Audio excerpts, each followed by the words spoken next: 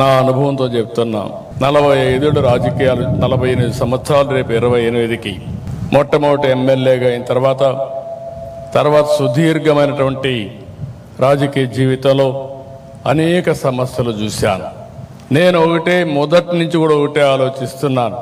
Law and order utmost important. నిన్న Google పెట్టుబడులు $15 billion ఆంధ్రప్రదేశ్కి వచ్చిందంటే, వైజాగ్కి వచ్చిందంటే వారికి ఒక నమ్మకం.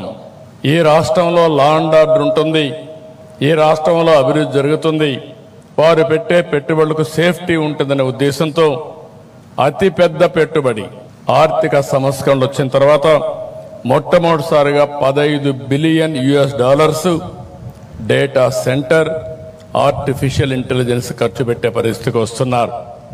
ఇది ప్రపంచానికే ఒక హబ్బుగా తయారవుతుంది.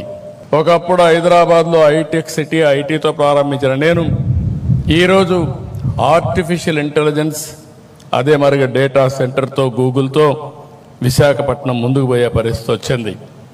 ఇవన్నీ ఒక ఎత్తు అయితే, సమాజంలో అశాంతి సృష్టించడానికి కొన్ని రాజకీయ ముసుగులో కూడా కొత్త నేరాలు చేసే పరిస్థితికి వస్తున్నారు. నాకెప్పుడు భయం లేదు. మీ అందరికీ తెలుసు, మీరందరూ త్యాగాలు చేస్తున్నారు. మీరు చేసిన త్యాగాల్లో ముందున్న వ్యక్తి నేను. నా మీద నేను ఎప్పుడు కూడా ఎవరిని కూడా నా జీవితంలో ఎప్పుడు కేసు కూడా పెట్టించుకోలేదు.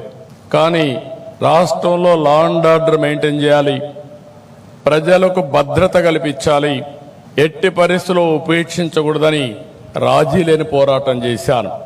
దాని ఫలితమే 2023లో నా మీద 23 క్లేమోర్ మైన్స్ బ్లాస్ట్ చేసే పరిస్థితికి వచ్చారు. అయినా కూడా నేను భయపడలేదు.